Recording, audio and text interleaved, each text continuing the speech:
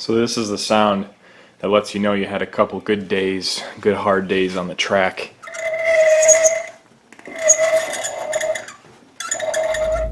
What's up guys, welcome back to the channel here.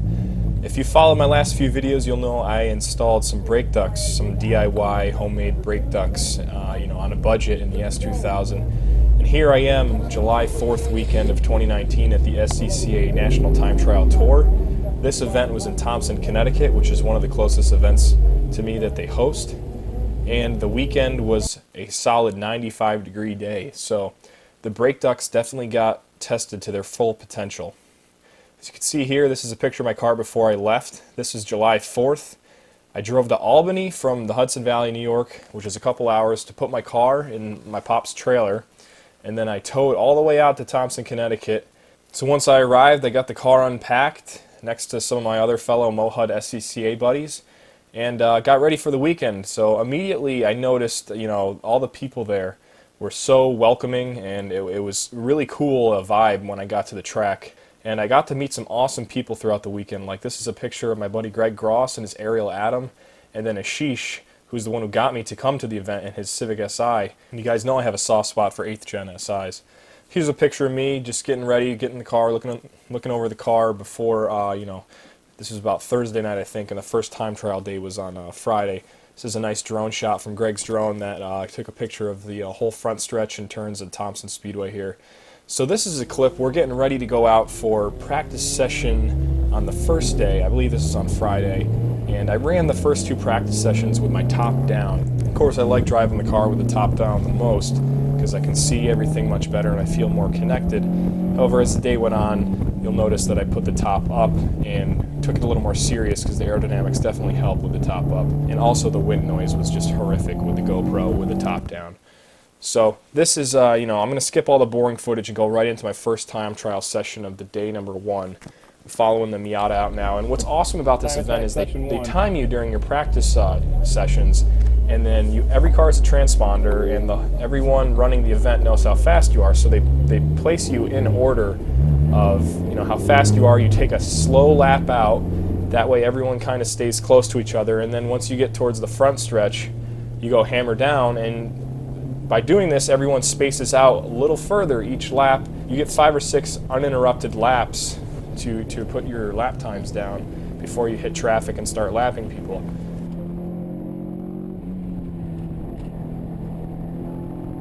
So as you guys can see, in the practice sessions, I was the second fastest car in my advanced group, and the only car faster at the time was the Miata in front of me. So this was my first session putting my square setup back in the car. When I was running the practice session, I was running on some really old tires with an 8-inch wheel in the rear and a 9-inch wheel up front because I couldn't get the 8s to fit up front with the bulge on the tire.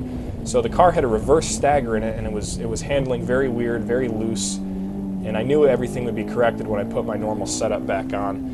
And it was quickly evident when I'm chasing down this Miata that was the case, because I reeled him in and had no one behind me the whole session afterwards.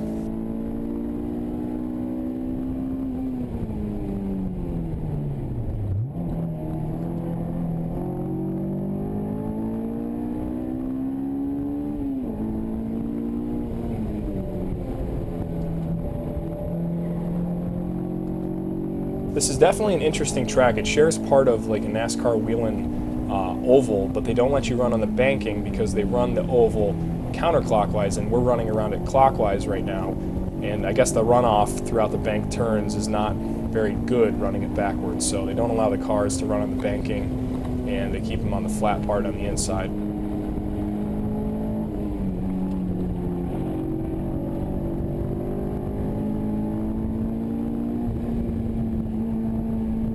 So we're coming around the last turn here, over the hill right there, and down to the front stretch where I have nothing but clean air in front of me now to put down some really good lap times.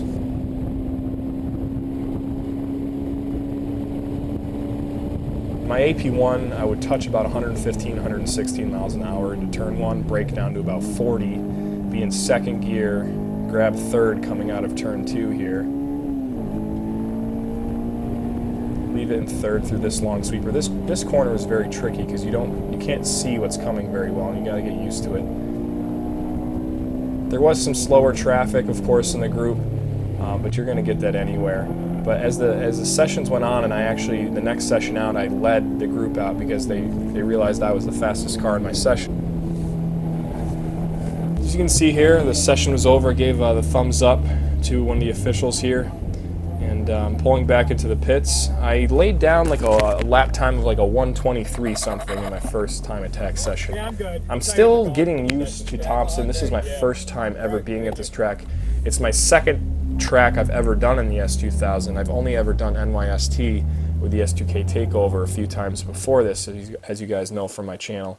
This is really the first time I've done an official time trial event, and it happened to be at a track I've never been to. And the reason I really wanted to go to this is I don't have a roll bar in the car yet, and they let me run at this track without a roll bar as long as the car had factory rollover protection, which the S2000 does. They don't do a broomstick test or anything here. So this is the start of session number 2. As you guys can see here, I'm keeping it nice and slow. Cars are bunched up behind me. I think there's 15 or 16 of them. And I'm starting to give it the beans here around the last turn, flat out around this turn to the start-finish line.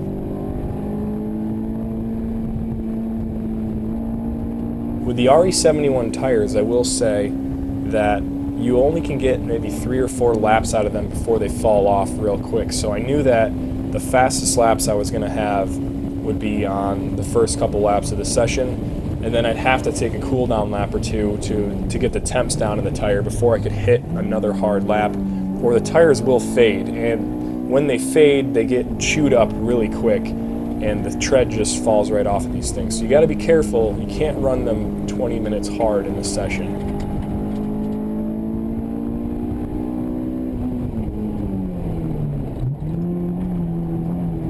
I really just want to say this is probably one of the best events I've ever been to so far, because the cost mainly and the people that make it up are awesome. The cost for this entire 2-day track event was only $175, which is unheard of for track events. And that's because they have so many sponsors. You'll notice I have tire rack across my windshield, and I have a few stickers on the side of the car which are mandatory for tech inspection. And since they have so many sponsors, it makes the entry costs very low for the drivers to try to get people into the sport.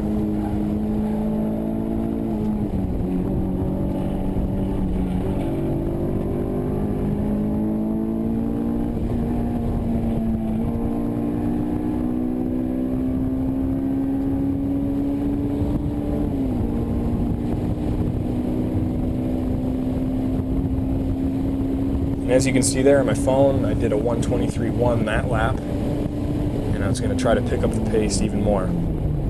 Again, like I said, the RE71R tires did not like the fact that it was 95 degrees out both days, and I was sweating with the top up in this car for sure.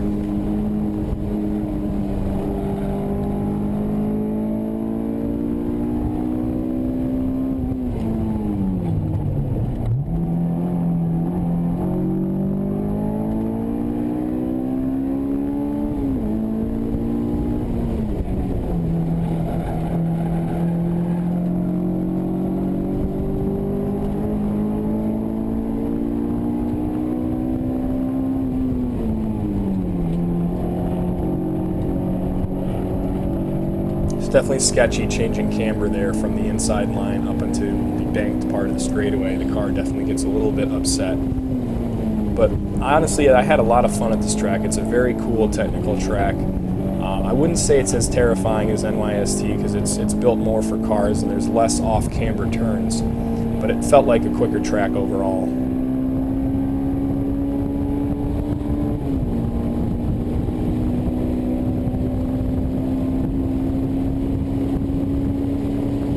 You guys can see there on my phone I shaved off a little more time, and this is getting towards the end of the session. I'm going pretty slow right now. I saw no one behind me and there's no one in front of me, so I was taking a cool down lap because I knew the car had more in it. I just needed to get my head in the game more and push it a little harder. So I'm giving it one last shot here to see if I could push the car to a quicker lag time.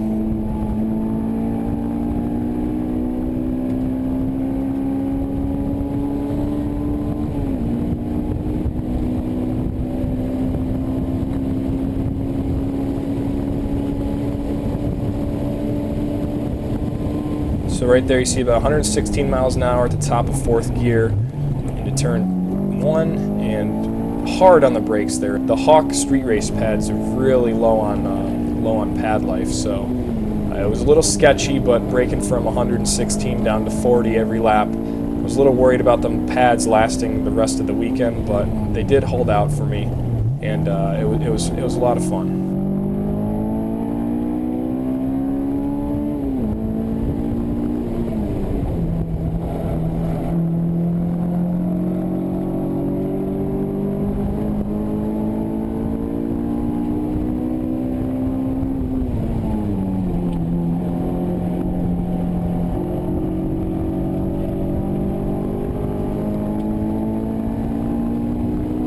I was really impressed with the way the car handled too. I mean, the car, like you guys know, doesn't have any aero modifications.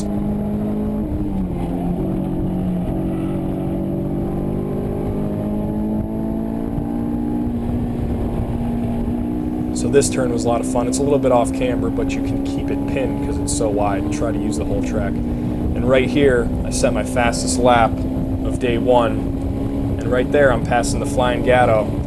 He's got a YouTube channel I'll link below, and you've probably already seen his video that I kind of appeared in a couple times. But as you can see on my phone right there, I ran a 122.2 on my first day, and I was ecstatic about that because I shaved off almost another full second on that last hot lap. So right here, there's probably a lap or 2 left in the session, but I'm giving the car a break. I'm letting Mr. Flying Gatto back by me, and I'm going to pull off a little early because I don't think I had a better lap in the car than what I just put down for the day. So I was going to try to save my tires and brakes a little bit more for day number 2.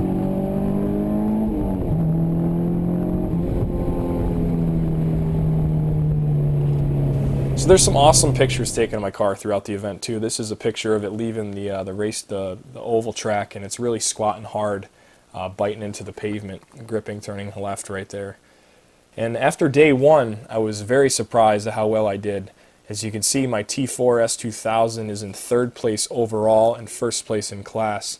And later that night, the party continued, and there was lots of free beer, amazing free food that was cooked all night by the event coordinators. And overall, the event was incredible for the value it was for the price. I would definitely do it again. I'm going to do a few of them this year. And you know, I camped out in the trailer both nights. It was super hot, but hey, that's what we had to do. And woke up the next day, I think this is Saturday morning, the 2nd day of the timed events, and got the car a little ready. I was checking the brakes over. I was really low on the left front pad life. I was a little worried, but I knew maybe it had a few more sessions left in it. And on the 2nd day of the time trials event, we started off with what they call track sprints. So you add the times together from your best lap on the 1st day, you add it with your track sprint time, and then you add it with your 2nd day hot lap in open sessions again, which comes after this. So we're lining up here, and a track sprint is kind of like a hybrid between autocross and track racing. They start you from a stop. See, I can't do that. This original clutch is shot. Brutal. I'm just gonna send it though, watch. On the line. $6 grand. I'm at it.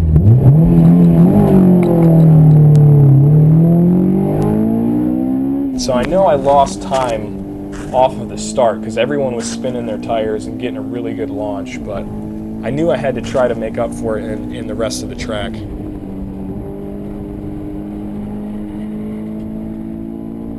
So the tricky thing about a track sprint is everything's pretty cold. The tires are kind of cold, the brakes were cold, so you're taking like the first half of your lap, building some heat and everything. And it's definitely not my fastest times through these turns, but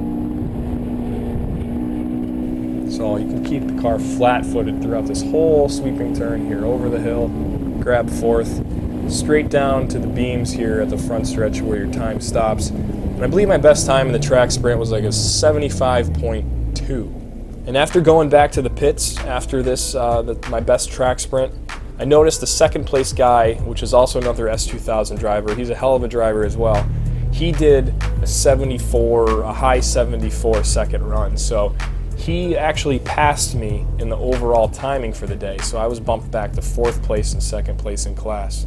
So I'm coming back to the pits here, and I have to say, this is the last footage that I have of the car pretty much for the day, because my next session out was the first time attack session of the second day, and I got a solid 3 laps in until I misshifted over the last turn over the hill from the top of 3rd into 2nd, and that's when I realized the GoPro wasn't recording, and I pulled the car right off the track right away to, park it, because I'm pretty sure that I did some engine damage and I needed to, just reevaluate the car before I took it out for the final session. You can see here right at the event, right after that session, I pulled the valve cover off. I started checking clearances. My adrenaline was rushing. I didn't know if it was blown up or not. It definitely saw like 12,000 RPM, but I checked the valve clearances and it was definitely out for the clearances on the valve, so I parked it for the day. But to my surprise, I ended up taking 1st place overall, because the 3rd lap that I put down right before the misshift was my fastest of the weekend, and it was a 121.9. So as you can see here, my 3 segments added up. I got 3rd place for the day behind an Ariel Adam and a professional driver, John Hunter, in the Chevy Camaro. I was very happy and ecstatic to end up, winning my class and getting 3rd place overall out of about 80 cars for the weekend. I could trailer my car worry-free back to my house to take apart the head and evaluate if any cracked retainers happened or what needed to be done to fix the engine. And right here's some extra bonus footage of me chasing down the Flying Gatto. I had a lot of fun meeting him and hanging out with him for the weekend too. He really rocked the shit out of his Prelude. And it was really cool meeting him. He's got a great YouTube channel. He does a lot of good content.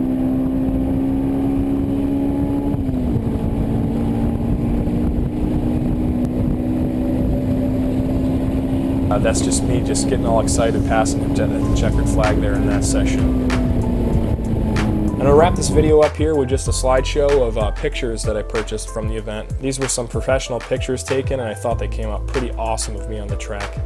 Most of these pictures are from the first day, because honestly on the second day I only got those 3 track sprints in and 3 laps on the track before I money shifted the car. So it was definitely a bummer that I missed out on a lot of track time, but I was lucky enough to lay down an incredible lap right at the beginning of that session when the RE71Rs weren't overheated, and put in one of the fastest laps of the weekend at a 121.9 at Thompson Speedway.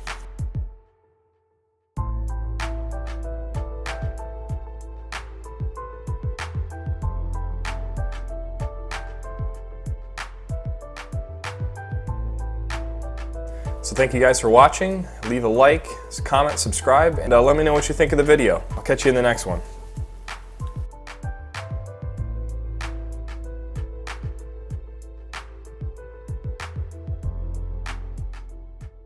So what's up, guys? I got the car back here after the SCCA National Time Trial Tour event at Thompson. Got it on the jack stands here. Going to pull the wheels off, go through the brakes. I know the left front brake is really shot. The pad's almost gone, and the rotor's got a small crack starting. So the OEM rotors lasted me like, I don't know, 100 autocrosses, and this was my 5th track day. That was 2 days long, so technically I guess 5th and 6th track day with the car. But the OEM rotors have met their match, at least the front ones. The rear ones are still fine, but the front ones have 83,000 miles on them now. They're date stamped with 2002 on them on the hub. So I have a couple centric blanks over here to replace them with. Got them for 40 bucks each on Amazon. Can't beat that price. So throw some new blanks on there. We had to slap the OEM pads back on because I don't have another event for a while on the track. Just a little autocross here and there, probably for the rest of the year.